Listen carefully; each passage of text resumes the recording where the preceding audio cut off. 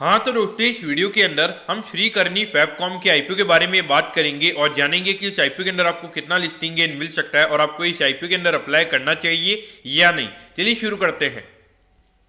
तो देखिए, सबसे पहले हम ये जानेंगे कि ये कंपनी क्या काम करती है। तो देखिए, जो कंपनी है 2018 में ये कंपनी स्टार्ट हुई है, यानी कि लगभग 5 से 6 साल ये कंपनी को स्टार्ट हुए हो चुके हैं। तो देखिए, जो कंपनी है ये कंपनी नेटेड और जो वुवन फैब्रिक्स होते हैं वो ये कंपनी हमें बनाती हुई नजर आती है। और मेनली ये कौन सी इंडस्ट्री में यूज किए जाते हैं, जैसे लगेज इंडस्ट्री हो गया, चेयर इंडस्ट्री हो गया, फिर शू इंडस्ट्री हो गया, फिर अपैरल इंडस्ट्री हो गया। तो इसके अंदर जो भी यहाँ पे फैब्रिक वगैरह यूज किए जाते हैं तो वो ये कंपनी हमें बनाती हुई नजर आती है।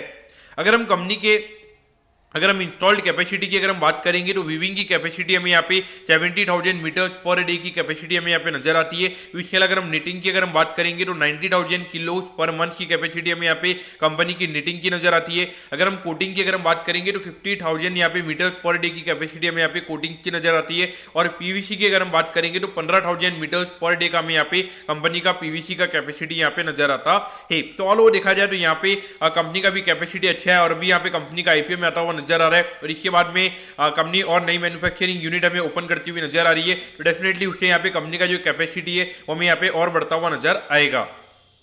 अगर हम यहाँ पे कंपनी के टोटल एम्प्लॉइज की अगर हम बात करेंगे तो अराउंड 39 एम्प्लॉइज ये कंपनी के अंदर हमें काम करते हुए नजर आते हैं। और डेफिनेटली देखा जाए तो इस इंडस्ट्री के अंदर इतने ज्यादा एम्प्लॉइज की जरूरत नहीं है, लेकिन अगर बियॉन्ड द पॉइंट यहाँ पे आने वाले टाइम में अगर कंपनी को ग्रो करना है तो वहाँ पे डेफिनेटली वहाँ पे लगातार कंपनी के एम्प्लॉइज वहाँ पे बढ़ते रहेंगे, ये मुझे यहाँ पे लगता है। उसके अगर हम देखेंगे तो यहाँ पे अराउंड 13 स्टेट के नाम यहाँ पे कंपनी का प्रेजेंस नजर आता है। और यहाँ पे मेनली अगर हम देखेंगे तो जो ब्रांडेड लगेज के जो कॉन्ट्रैक्ट मैन्युफैक्चरर्स होते हैं और जो शू मैन्युफैक्चरिंग करते हैं, जो कॉन्ट्रैक्ट मैन्युफैक्चरर्स होते हैं, तो वो यहाँ पे मेन हमें कंपनी के कस्टमर्स नजर आते हैं।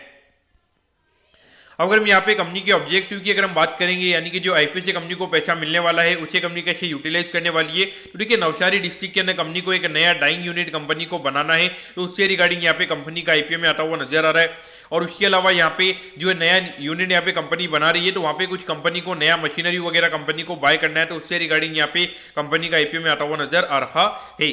और उसके अगर हम देखेंगे तो वर्किंग कैपिटल की रिक्वायरमेंट से रिगार्डिंग, यानी कि जो डेली टू डेली कैश के रिक्वायरमेंट होते हैं उसके रिगार्डिंग यहाँ पे कंपनी का आईपीओ में आता हुआ नजर आ रहा है।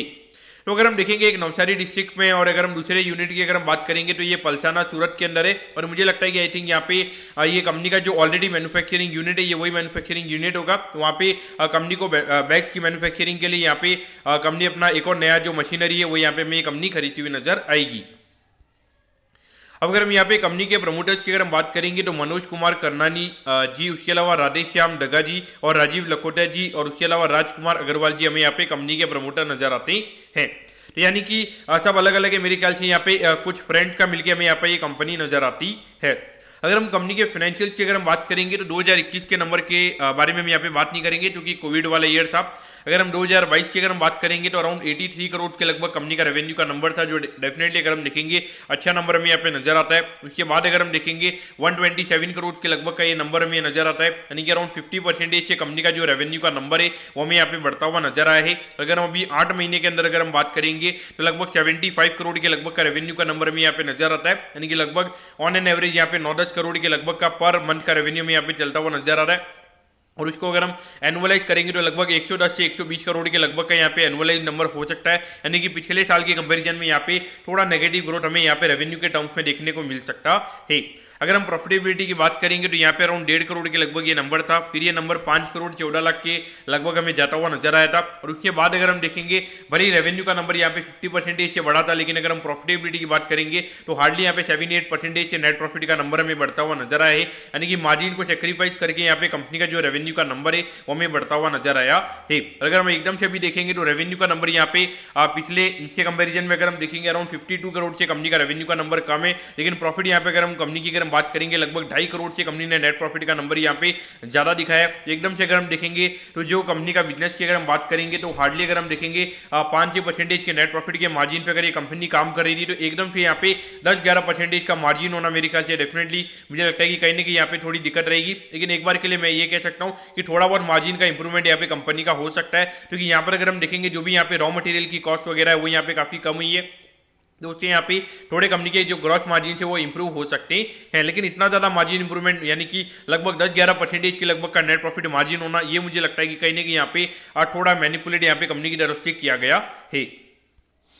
अब अगर हम आईपीओ की डिटेल्स के बारे में अगर हम बात करेंगे तो देखिए 6 मार्च को ये आईपीओ में स्टार्ट होता हुआ नजर आएगा और 11 मार्च को ये आईपीओ में क्लोज होता हुआ नजर आएगा। 227 रुपये पे ये कंपनी हमें शेयर देती हुई नजर आ रही है। 600 शेयर्स का हमें यहाँ पे लॉट नजर आता है, यानी कि एक लॉट को अप्लाई करने के लिए 1,36,200 रुपीज आपको यहाँ पे लगने वाली है। अगर हम इश्यू साइज की अगर हम बात करेंगे तो 42 करोड़ 49 लाख रुपीज के लगभग का आईपीओ में यहाँ पे नजर आता है, और जिसमें अगर हम रिटेल कोटा की अगर हम बात करेंगे अराउंड 34% के लगभग का रिटेल कोटा है, यानी कि लगभग 14-15 करोड़ के लगभग का रिटेल कोटा में यहाँ पे कंपनी का नजर आता है। और ये जो कंपनी है, कंपनी हमें एनएससी के एसएमई प्लेटफॉर्म पे ये कंपनी हमें लिस्ट होती हुई नजर आएगी।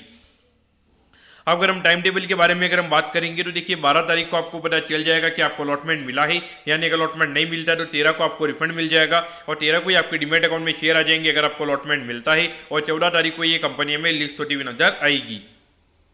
अब अगर हम एट दी एंड अगर हम वैल्यूएशन के पैरामीटर्स की अगर हम बात करेंगे तो देखिए लगभग 160 करोड़ के मार्केट कैप पे ये कंपनी का आईपीओ में आता हुआ नजर आ रहा है। और अगर हम देखेंगे तो अभी लगभग 8 महीने में कंपनी ने 8 करोड़ के लगभग का प्रॉफिट कमाया था। यहाँ पे पब्लिक को डेफिनेटली ये लगेगा कि ये साल में लगभग 12 करोड़ के लगभग का प्रॉफिट यहाँ पे ये कंपनी का हो सकता है। तो इसके हिसाब से अगर हम देखेंगे तो लगभग यहाँ पे वैल्यूएशन वाइज लगभग अराउंड 13 के पी रेशियो पे ये कंपनी का आईपीओ में आता हुआ नजर आ रहा है। तो कहीं ना कहीं देखेंगे तो ये साल अभी हमें थोड़ी ग्रोथ हमें रुकती हुई नजर रही है, लेकिन जो कंपनी का ऑब्जेक्टिव है, यानी कि जो नए यूनिट वगैरह यहाँ पे कंपनी बना रही है, नई मशीनरी यहाँ पे कंपनी खरीद रही है, वहाँ पे डेफिनेटली मार्केट को ये लगेगा कि आने वाले टाइम पे जब वो बिल्ड वगैरह हो जाएंगे तो उसकी वजह से आने वाले टाइम पे एक अच्छा रेवेन्यू हमें ये कंपनी के ना देखने को मिल सकता है। तो डेफिनेटली देखा जाए तो लॉन्ग टर्म के पॉइंट ऑफ व्यू एक बार के लिए ये कंपनी पे वॉच किया जा सकता है। और अगर हम अभी ग्रे मार्केट की भी अगर हम बात करेंगे लगभग 55 से 60 रुपए के लगभग का ग्रे मार्केट हमें भी ट्रेड होता हुआ नजर आ रहा है, यानी कि लगभग ग्रे मार्केट इंडिकेट कर रहा है कि लगभग 35,000 रुपए का मुनाफा आपको यहाँ पे पर लॉट पे लिस्टिंग पे यहाँ पे हो सकता है।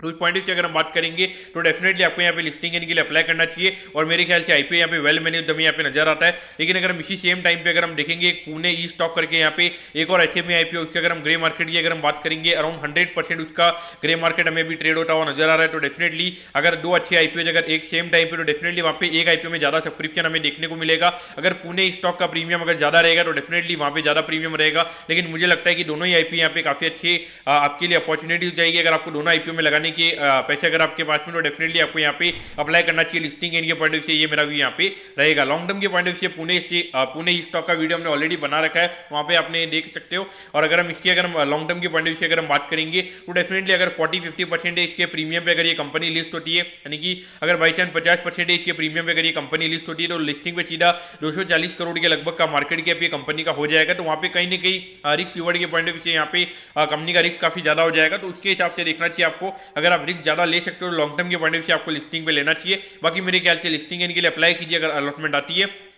तो आपको यहाँ पे फिर आप बेच दीजिएगा, या फिर अगर आपको लेने की इच्छा हो तो यहाँ पे अगर 20-30% के प्रीमियम पे अगर ये कंपनी लिस्ट होती है तो आप ले सकते हो। उसके ऊपर मेरे ख्याल से यहाँ पे रिस्क ज़्यादा हो जाएगा रिवॉर्ड के कंपैरिजन में। तो दोस्तों मैं कहता हूँ कि श्री करनी फैबकॉम के आईपीओ के बारे में आपको सब कुछ समझ में आ गया होगा। अगर आपकी कोई भी क्वेरीज है आप कमेंट कीजिए, मैं जरूर आपके कमेंट पर रिप्लाई करूँगा। ओके दोस्तों, thank you, have a nice day.